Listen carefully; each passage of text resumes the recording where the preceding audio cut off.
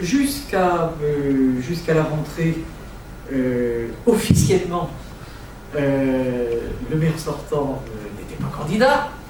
Bon, il avait fait quand même un certain nombre de réunions dans les quartiers où on avait pu relever des éléments de son bilan.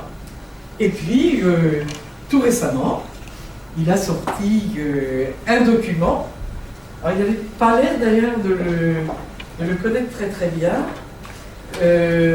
puisque hier, on avait une émission, un débat à la radio, à France Bleu Brisbane, et que quand j'ai évoqué certains éléments qui figuraient dans son bilan, il n'avait pas l'air d'être complètement au courant. Alors, ce bilan, c'est quelque chose d'intéressant qu'il faut regarder, que nous avons regardé. Évidemment, c'est un document qui fait une quinzaine de pages, 16 pages je crois, avec la couverture. Et bon, vous en avez une douzaine qui sont consacrées ma foi, à faire le panégyrique de l'action accomplie. Ah, c'est un exercice qui est relativement compréhensible. Maintenant, il y a 2-3 pages qui sont un tout petit peu plus prospectives et qui évoquent notamment, tant du point de vue démographique que du point de vue budgétaire et financier, les possibilités d'action. Et c'est évidemment cela qui nous intéresse, puisque nous projetons dans l'avenir et que nous essayons d'y voir clair, d'y voir le plus clair possible, pour voir de quelle manière les projets que nous portons pour Brest et pour les communautés urbaines pourront être soutenus. Voilà. Alors, évidemment, comme vous le savez, ça a d'ailleurs été dit dans certaines de vos colonnes, je suis une ignorante et je suis une irresponsable, donc je n'ai pas voulu m'y coller personnellement. Et donc, il y a un groupe de travail qui s'est mis en place sous la houlette de quelqu'un qui est tout à fait respectable de par ses fonctions antérieures et de par son engagement actuel. C'est Bruno Sifantus, donc, que vous connaissez sans doute puisque ça a été le patron de la Jeanne d'Arc, hein, et qu'il a exercé des hautes responsabilités à Brest et à l'état-major des CNS.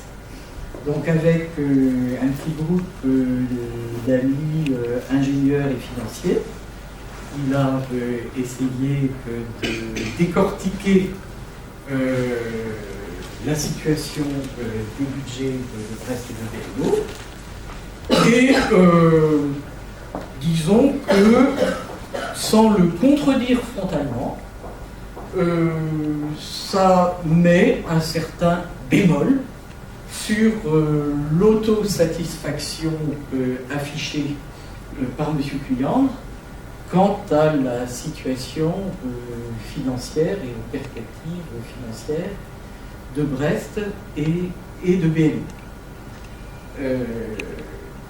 Bon, on a prévu quelques diapositives très très simples qui sont le fruit d'un travail beaucoup plus complexe, mais comme in fine on arrive à un résultat qui se situe dans les fourchettes d'incertitude figurant dans certains documents officiels de Brest et de BMO, je pense qu'il n'y aura pas de débat majeur avec l'administration municipale et communautaire. Mais s'il y en a un, évidemment, nous serons heureux de le soutenir. Merci Bernadette. Bien, donc pendant ces quelques minutes, je vais tenter de vous emmener sur un sujet qui est délicat, mais qui est particulier à Brest. C'est le fait que Brest est très en avance en France sur sa vision intégrée de l'intercommunalité. Et donc, on ne peut pas avoir une vision correcte de la ville si on ne se penche pas non plus en même temps sur BMO et sur tout l'ensemble des sociétés qui peuvent fonctionner plus ou moins en proximité de BMO et de la ville. Donc, c'est ce parcours que je vais vous faire suivre avec moi. Le premier constat qu'on peut faire, c'est qu'effectivement, et ça n'est pas nouveau, mais c'est renforcé par la situation de crise que nous connaissons actuellement et qui est, je dirais, la même peut-être un peu amplifiée sur la pointe de Bretagne. Le premier élément de ce déclin, c'est bien sûr le déclin démographique. Auparavant, de longue date, la ville de Brest perdait des personnes, mais on s'aperçoit qu'aujourd'hui, c'est non seulement la ville, mais aussi BMO qui commence à perdre des personnes. Il faut que la municipalité sortante aille regarder les chiffres du PIB et Brest pour se réconforter, mais ce déclin, il est ancien, il ne se ralentit pas, on pourrait même dire que dans la circonstance actuelle, on peut être inquiet de le voir continuer à se dégrader. Les chiffres sont ici, on est à peu près autour de 2% pour l'ensemble Brest BMO, alors que la Bretagne est toujours à 4%, le pays de Brest aussi, donc il y a vraiment un problème qui est propre à cette pointe de Bretagne et à l'ensemble de Brest plus BMO. Bien entendu, ce déclin de la population, il va immédiatement être accompagné par un déclin de la question de l'emploi qui se manifeste surtout, qui est l'expression la plus visible finalement d'un certain décrochage économique de la ville de Brest et de son environnement. Ce décrochage économique, il se manifeste bien sûr par les emplois et le maintien du chômage, par les difficultés qui viennent s'y renforcer aujourd'hui. On peut en citer quelques-unes. On peut noter que par exemple la loi de programmation militaire va avoir un effet sur la ville de Brest et son environnement. On peut noter que les difficultés du commerce qui sont bien connues ont un effet sur le développement économique de la région. On peut enfin souligner qu'il n'y a pas vraiment de grands projets industriels, alors qu'on aurait pu attendre dans un environnement maritime que ces projets débouchent. On peut souligner qu'il n'y a pas de grands projets industriels qui démarrent de façon vraiment caractéristique. Alors, une petite observation, puisqu'on parle beaucoup notamment des énergies renouvelables. Brest n'est peut-être pas le mieux placé dans les premières étapes, mais on peut se dire qu'il y a une obligation à ne pas rater les étapes suivantes. Or, aujourd'hui, on n'est pas du tout persuadé, c'est un vrai défi qui est devant nous et il nous faut relever ce défi avec beaucoup d'énergie. Et puis enfin, le dernier élément, bien sûr, c'est le décrochage territorial. Alors, pour l'avoir pratiqué pendant de nombreuses années, je sais que Brest est très très loin de Paris. Quel que soit le mode de transport que vous utilisiez, le train, l'avion ou la voiture, au minimum vous êtes à 4h30, puis il faut y rajouter les quelques éléments au départ et à l'arrivée. Donc on est très éloigné, et pas seulement les individus, mais les marchandises, toute la ville de Brest est éloignée. Alors pour un port, c'est une vraie problématique. Et si on veut attirer les activités industrielles, il faut attirer les responsables qui vont porter ces activités, qui vont les faire se développer. Et le désenclavement de la ville, c'est un élément très important sur cette question.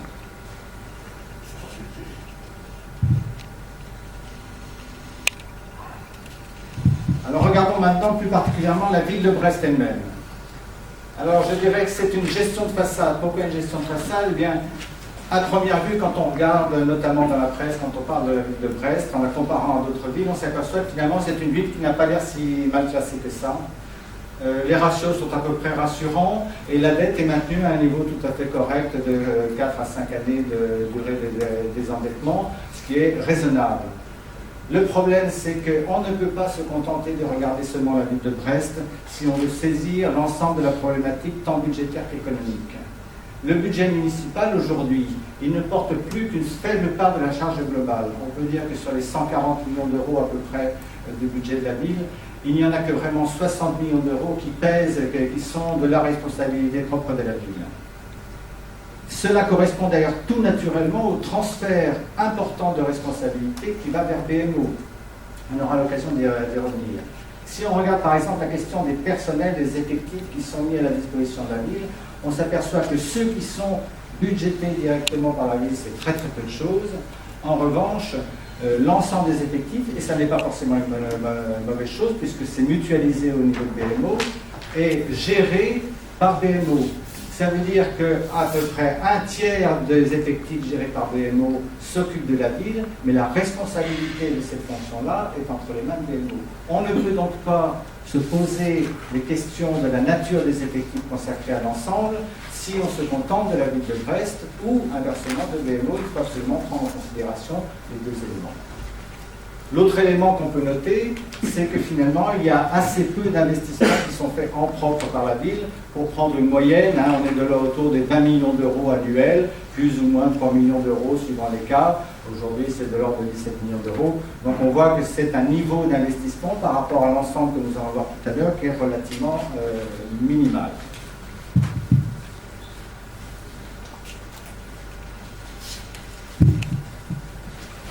Alors maintenant, il est important de se pencher sur l'endroit où se passent beaucoup de choses, puisqu'il y a énormément de transferts de compétences qui ont été faits vers BMO.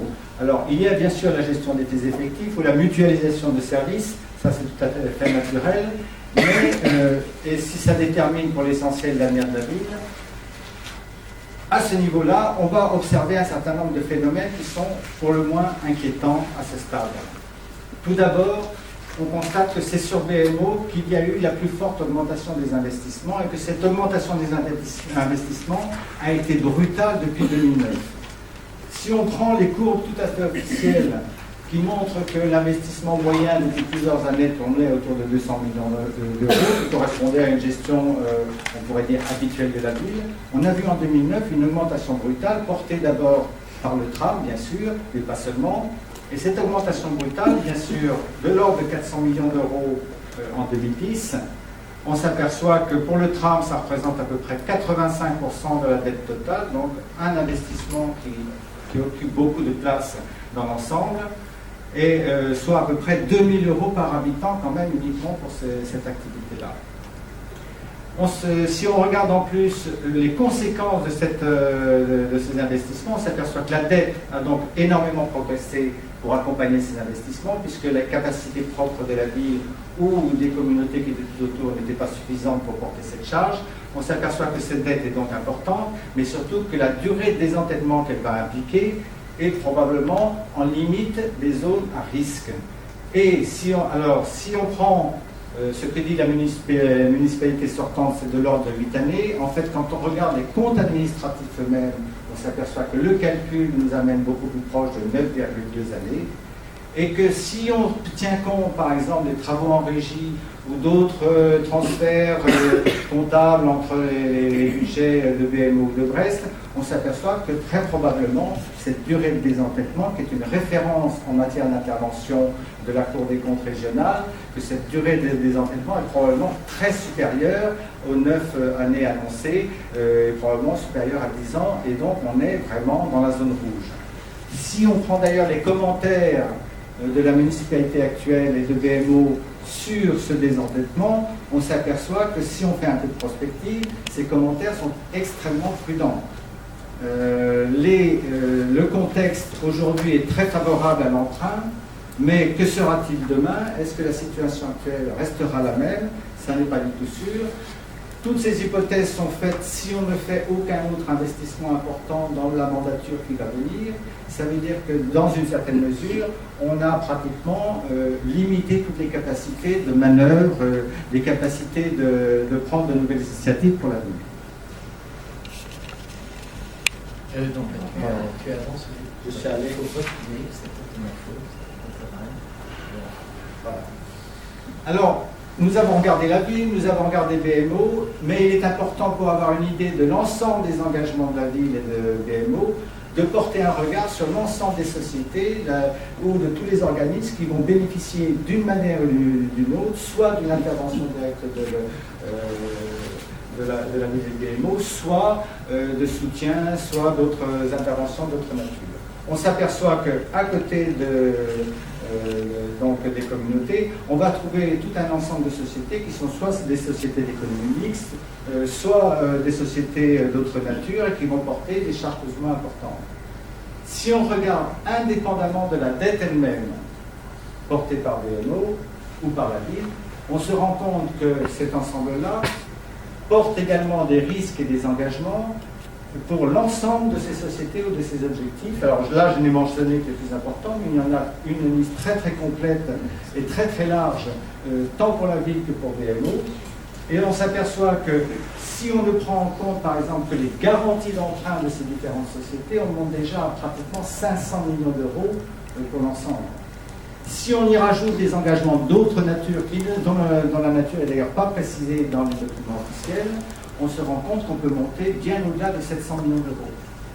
Si je vous ramène à la dette de 500 millions d'euros que je portais avec BMO et la ville, si j'y rajoute ces engagements, on s'aperçoit qu'on arrive à des sommes tout à fait considérables et que les hypothèses déjà un peu inquiètes de la municipalité sortante sur les 10 ans qui vont venir, eh bien on se rend compte que si on prend cet ensemble-là, on peut avoir un regard beaucoup plus, sinon inquiet, du moins se dire qu'il va falloir prendre une autre politique, avoir une autre attitude beaucoup plus prudente, sinon on sera à la merci de tout changement important de contexte. Et on ne peut pas dire aujourd'hui que les prévisions en termes de contexte national, international et local soient suffisamment positives. Ce n'est pas l'agroalimentaire qui nous sauvera de la situation. Le développement des énergies marines n'est pas encore immédiatement à portée de la main. Les grandes activités militaires du port de Brest, et notamment au travers de la réparation navale et de DCNS, ne sont pas encore là pour donner des perspectives très intéressantes. Donc voilà une situation qui n'est pas la meilleure pour BMO et surtout la ville de Brest. Alors, je vais prendre un exemple particulier parce qu'il est relativement intéressant. Il s'agit du cas du téléphérique. C'est typiquement un nouvel investissement qui est prévu. Comment est-il géré? On a un budget qui est de l'ordre de 18 millions d'euros à peu près, probablement plus quand on regarde en détail tous les équivalents qui ont été faits notamment en zone urbaine. C'est une solution qui est beaucoup moins maîtrisée. Ça n'est pas tant par la partie, je dirais, aérienne de la technique que le problème peut arriver, mais par les implantations d'une telle technique en milieu urbain. Et on s'aperçoit quand on lit en détail les délibérations de BMO sur le choix du téléphérique, c'est le rapport même du maire qui insiste sur le caractère éminemment complexe de la technique choisie, compte tenu du fait que ça se passe en milieu urbain. Et cette complexité est réelle à Brest, puisqu'on a d'un côté l'implantation d'une station souterraine en ville même, et de l'autre côté, au milieu de l'ensemble des Capucins, l'implantation d'une autre station avec un environnement de réseau humide complexe, difficile et bien connu, et il n'est pas mentionné, mais je pense qu'on peut s'en souvenir, les restes de la Deuxième Guerre mondiale qui ne manqueront pas à cette occasion peut-être de refaire surface de manière publique. Donc on se trouve devant un projet qui est complexe, dont le financement aujourd'hui, eh bien, c'est le versement de transport qui est déjà au maximum pour les questions de tram. Ce sont un certain nombre de subventions, mais dont la garantie n'est pas du tout à ce que j'ai aujourd'hui. Et bien sûr, des emprunts, mais des emprunts qui ne sont probablement pas portés par BMO directement, mais portés par la Société d'économie mixte à qui est confiée la maîtrise d'ouvrage du projet, à qui a été déléguée la maîtrise d'ouvrage du projet, qui est la SCM Tram, et qui, au-delà des projets du tram, va porter également le projet du téléphérique. Il s'agit, en plus d'un marché en dérogation avec les habitudes, qui regroupe la conception du projet et sa réalisation, c'est-à-dire que ce sont les mêmes équipes qui feront les deux démarches, c'est-à-dire que là, finalement, on confie un projet délicat, sensible techniquement, à un seul ensemble. Donc, un exemple de la façon de gérer la dette, non pas dans le bilan des municipalités ou de BMO, mais en transférant cette dette hors bilan, ce qui fait que si on ne fait pas attention, si on ne prend pas vraiment l'ensemble de la problématique, eh bien on peut se trouver confronté à des surprises dans la vie. Donc c'est pour ça que j'ai un peu insisté sur ce projet. Alors dans cette condition, dans ces circonstances et dans cet environnement, eh bien quels sont pour nous nos objectifs aujourd'hui? On voit qu'ils sont fortement marqués par l'analyse détaillée que nous venons de faire et surtout par ce constat un peu inquiétant de la prospective de la dette, qu'on peut retrouver d'ailleurs dans les textes même de la municipalité sortante. Premier élément, eh bien, il s'agit de stabiliser la pression fiscale. On s'aperçoit que ce n'est pas seulement un objectif local, mais c'est un objectif national, puisqu'on voit que dans les discours récents du président de la République, cette préoccupation est mise en avant. Donc pour nous, c'est véritablement une obligation, ne pas faire peser sur la population brestoise une pression plus importante. Ensuite, privilégier les investissements de proximité utiles à la population et aux entreprises. Donc, après cette période où finalement ont été lancés un certain nombre d'investissements un peu de prestige, qui en soi ne sont pas critiquables, mais dont on peut critiquer le choix par rapport aux ressources de la ville et de l'agglomération. C'est vraiment cet aspect-là qui est important. C'est l'approche relative de la problématique qui est délicate. Et bien là, la politique, c'est de revenir à une préoccupation beaucoup plus proche de la réalité, s'intéresser à la ville et à ses quartiers, et reprendre les choses à la base avec une politique d'investissement qui est vraiment axée en priorité sur ces problèmes de proximité. Ensuite, c'est... Oui, Bernadette, tu avais mentionné des exemples. Oui, vous verrez juste après qu'on se propose de faire un état du patrimoine et d'avoir un plan d'entretien du patrimoine qui puisse se traduire par de la libération des locaux inutiles et de la remise en état de locaux, que ce soit sportif, que ce soit éducatif.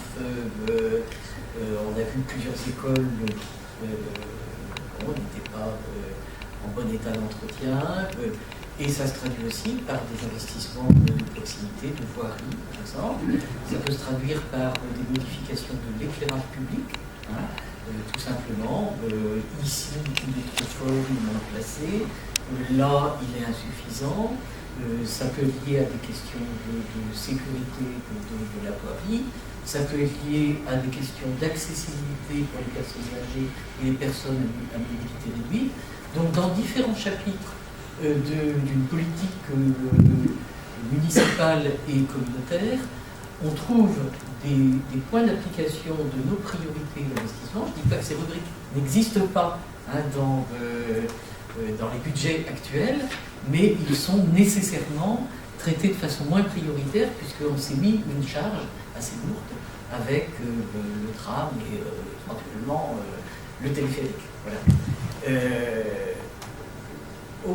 Autre exemple, si vous voulez, des charges qui pèsent, que Bruno disait tout à l'heure. Le tram n'est pas seulement. Dans le pas seulement, il y a le fait qu'on ait lancé simultanément toute une kyrielle de ZAC, de zones d'aménagement concertées. Alors, bien sûr qu'il en faut.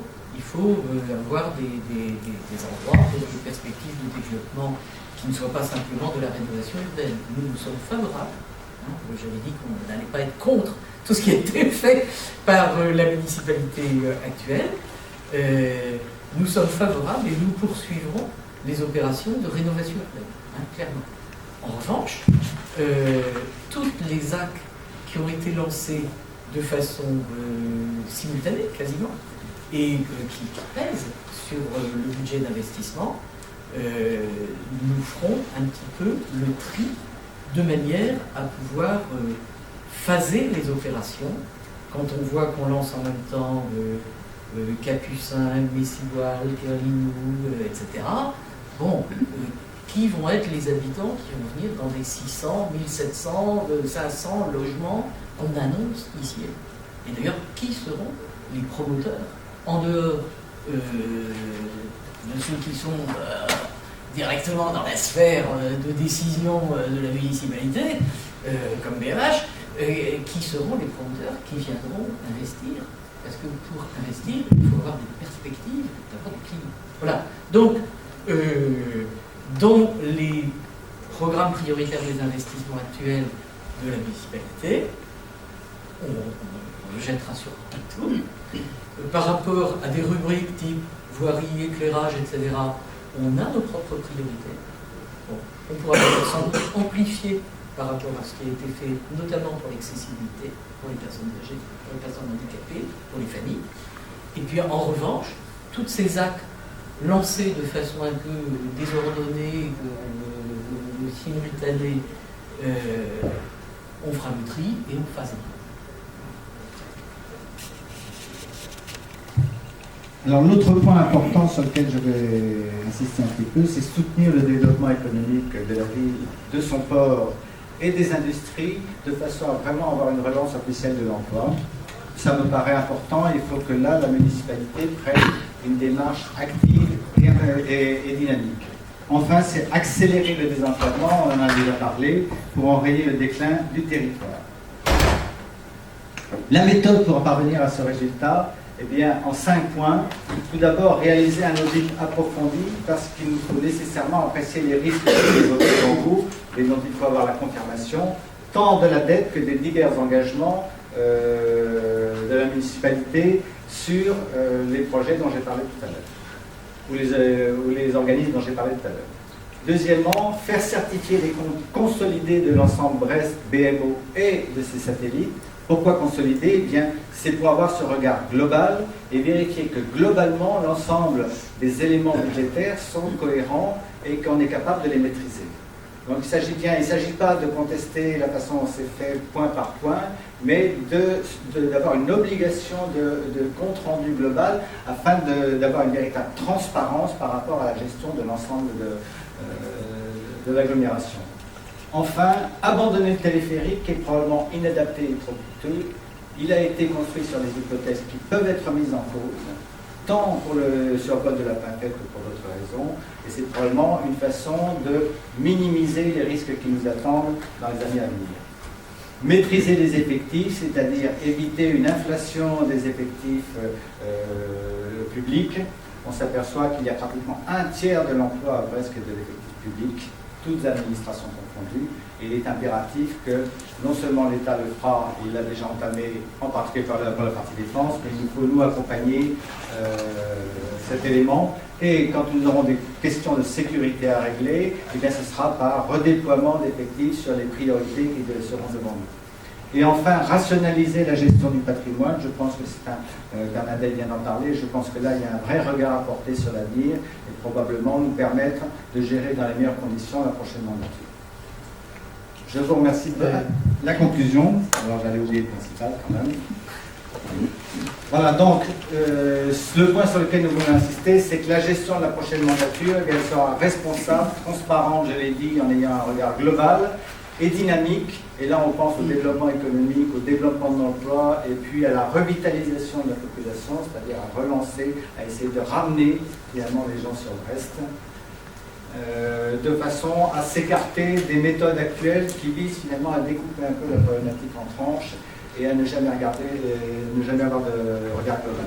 De manœuvre qui n'existe pas aujourd'hui pour orienter l'action municipale vers le développement économique, l'emploi, l'attractivité du territoire terrestre et maritime. On est quand même à la frontière de la mer et de la terre et on est un peu isolé sur ces deux voies. À nous de faire en sorte de retrouver le point central que nous n'aurions jamais dû abandonner.